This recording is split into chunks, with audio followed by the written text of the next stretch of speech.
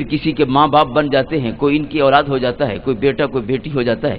اسلام نے اس کے بعد جو حقوق بیان کیے ہیں سب سے زیادہ وہ والدین کے حقوق ہیں۔ کیوں؟ وہ ادب سکھانے کے لیے ضروری ہیں۔ قرآن نے کہا اما یبلغن عندک الکبر احدہما او کلاہما، ماں باپ دونوں یا ان میں سے کوئی ایک اگر بوڑھا ہو جائے نا تمہارے سامنے، لا تقل لہما اف، انہیں اف تک مت کہنا۔ لیکن ساتھ بڑھاپے کی شرط لگائی ہے، جب بوڑھے ہو جائیں تو پھر اف نہیں کہنا، جب بوڑھے نہ ہوں تو پھر اف کہتے رہنا ہے۔ اسلام کی شرط ہے اما یبلغن عندک الکبر، کبر کی شرط ہے جب بوڑھے ہو جائیں تو پھر انہیں اف تک نہیں کہنا، جب بوڑھے نہ ہوں تو پھر کیا؟ یہ کوئی ایسا معمہ نہیں جو سمجھ میں نہ آئے۔ قرآن نے کہا اشارۃ النص میں موجود ہے، جب جوان ہوں گے تو پھر تمہیں جرأت کیسے ہوگی کہ اف کرو ان کے سامنے؟ ذرا اف کر کے دیکھنا، چاٹ چھڑے کرنا دے منڈا جنازی، ذرا اف کر کے دیکھنا، ذرا اونچی بات کر کے دیکھنا، انہیں ادب سکھانا آتا ہے۔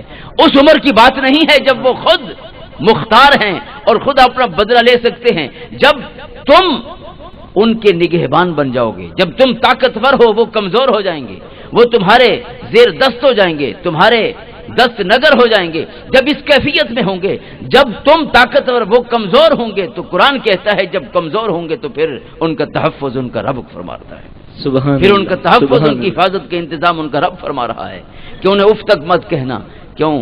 جب تم چھوٹے تھے نا انہوں نے بہت خدمت کی ہے تمہاری، ان کا حق یہ ہے، ان سے بڑھ کے تمہارا کوئی محسن نہیں ہے اس دنیا میں۔ من لم یشکر الناس لم یشکر اللہ، جسے بندوں کا شکر ادا کرنا نہیں آتا وہ اپنے رب کا شکر بھی ادا نہیں کر سکتا۔ ان سے سیکھیے، ان سے بڑا کوئی محسن نہیں ہے۔ اور پھر جو ماں باپ سے بھی اچھی طرح سے بات نہیں کر سکتا وہ کسی اور سے کیا محبت سے بات کرے گا؟ جو ماں باپ سے بھی اپنے گھر میں تمیز نہیں سیکھ سکا، جو ماں باپ سے بھی طریقے کی بات نہیں کرتا، وہ کہیں اور جا کر کیسے تمیز والا بنے گا؟ اس کی تعمیر شخصیت باہر کہاں ہوگی؟ اس نے تو گھر میں سیکھنا ہے، کردار سازی تو یہاں پہ ہونی ہے۔ لہذا قرآن کہتا ہے لا تقل لہما اف ولا تنہرہما وقل لہما قولا کریما، انہیں جھڑکنا نہیں ہے، اور جب بھی ان کے سامنے منہ کھولنا ہے تو محبت سے بات کرنی ہے اور اچھی بات منہ سے نکالنی ہے۔ وَاخْفِضْ لَهُمَا جَنَاحَ الذُّلِّ مِنَ الرَّحْمَةِ، ان کے سامنے کبھی اکڑنا نہیں ہے، رحمت کا بازو جھکا کے رکھنا ہے۔ ان کے سامنے کیا اکڑنا ہے؟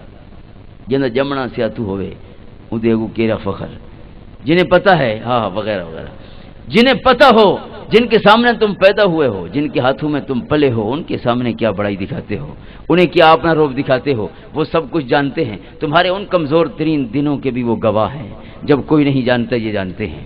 قرآن کہتا ہے تمہارا محبت کا تقاضا یہ ہے، تمہارے اچھے کردار کا تقاضا یہ ہے کہ ہمیشہ تواضع اور انکساری کے ساتھ ماں باپ کے سامنے پیش آنا۔ اور پھر قل رب ارحمہما کما ربیانی صغیرا، اور جب بھی دعا کے لیے ہاتھ اٹھاؤ پہلے ان کے لیے مانگنا پھر کچھ اور مانگنا۔ جب بھی ہاتھ اٹھاؤ کہنا رب ارحمہما کما ربیانی صغیرا، مولا انہوں نے بچپن میں ہم پہ بہت کرم کیا ہے، مولا تو ہمیشہ ان پہ کرم فرماتے رہے۔ یہ دعا ہے ان کی زندگی میں بھی، ان کے جانے کے بعد بھی، جب بھی بچوں کا ہاتھ اٹھے تو پہلے باپ اور ماں کے لیے مانگیں، اس کے بعد اپنی بات کریں۔ جو ان کے احسان کا بدلہ ہے یہ قرآن سکھا رہا ہے۔ جو اتنے موسروں کو بھول جائیں گے وہ اور کس کو کیا یاد رکھیں گے؟